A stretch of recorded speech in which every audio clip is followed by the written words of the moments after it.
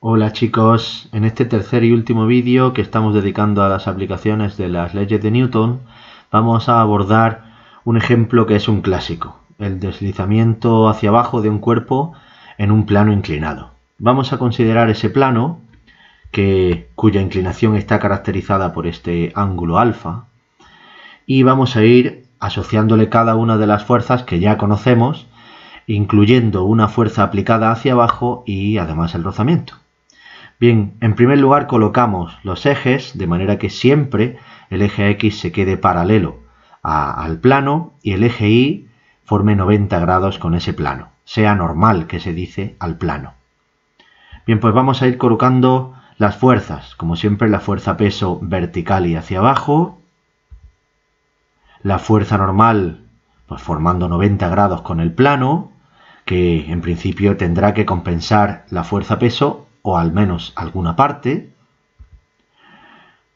Descomponemos la fuerza peso utilizando el método del paralelogramo, igual que hemos hecho en el vídeo anterior, de modo que a partir del extremo de esta fuerza peso, ahora tenemos que proyectar esa fuerza peso, es decir, nos llevamos esta línea paralela al eje Y hasta que corte con el eje X, y justo ahí, en el punto de corte, tenemos esta fuerza, esta P sub X, que es básicamente la componente del peso en la dirección X. Análogamente, hacemos lo mismo con la componente del peso en la dirección Y. Trazamos desde el extremo de la fuerza peso, trazamos una paralela al eje X hasta que corte con el eje Y. Entonces, ese punto de corte nos da precisamente la longitud total de esa componente Y.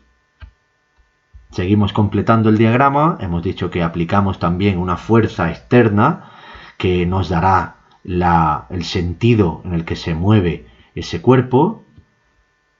Y por último, una fuerza de rozamiento que es la encargada de oponerse al movimiento y que aparece por el hecho de estar rozando el cuerpo con el plano. Muy bien, pues este es el diagrama completo en el que tenemos que darnos cuenta de algo importante, y es que esta fuerza-peso no está en ninguno de los ejes, por eso hemos tenido que descomponerla en el eje X y en el eje Y, y ahora, teniendo en cuenta estas fuerzas descompuestas, estas proyecciones en el eje X y en el eje Y, ahora sí podemos aplicar la segunda ley de Newton. En el eje X, concretamente, todo lo que sucede en esta línea, pues tenemos la fuerza aplicada que va a favor del movimiento, por eso tiene signo positivo, la P sub X, la componente X del peso, que ahora la calcularemos ayudándonos de trigonometría, también va a favor del movimiento, y la única que va en contra en este caso es la fuerza de rozamiento. Pues todo eso tiene que ser igual a la masa por la aceleración en el eje X.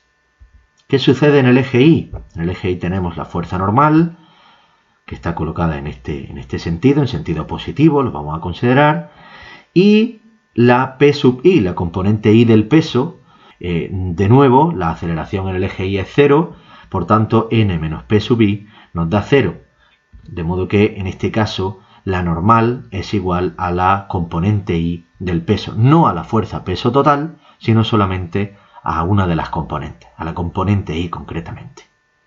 Fijaos cómo, de nuevo, el valor de la normal en el eje Y cambia, se adapta al tipo de plano, al tipo de movimiento, etc., de manera que la fuerza de rozamiento que vamos a calcular irá en función de ese valor de la normal.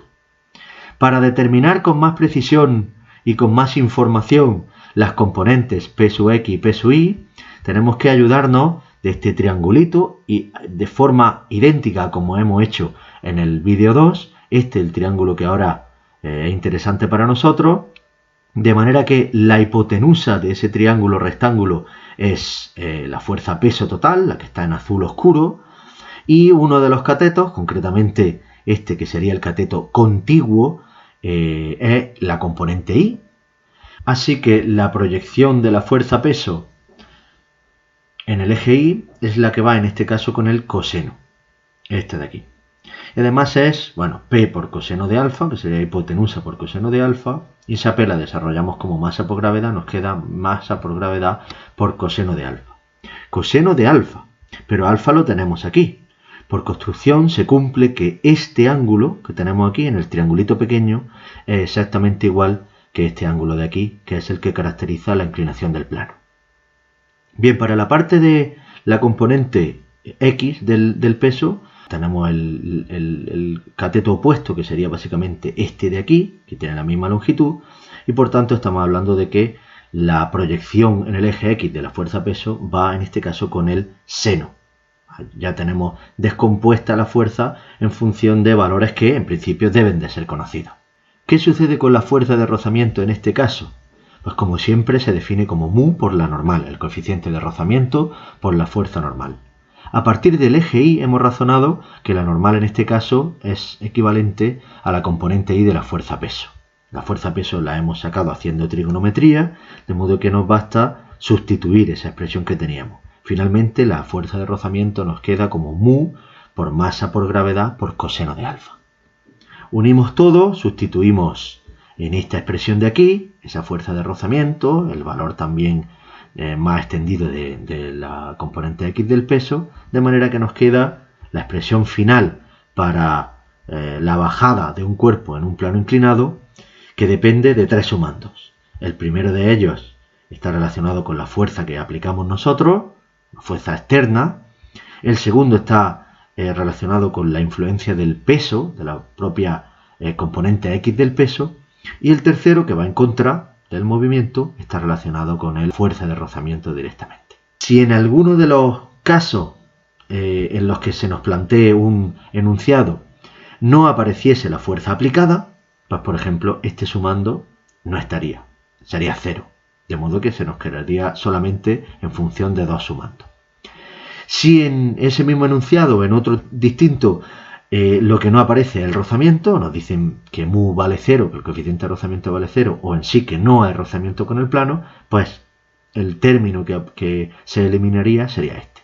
De modo que solamente nos quedaría el de la fuerza aplicada y el de la fuerza peso, que es inevitable.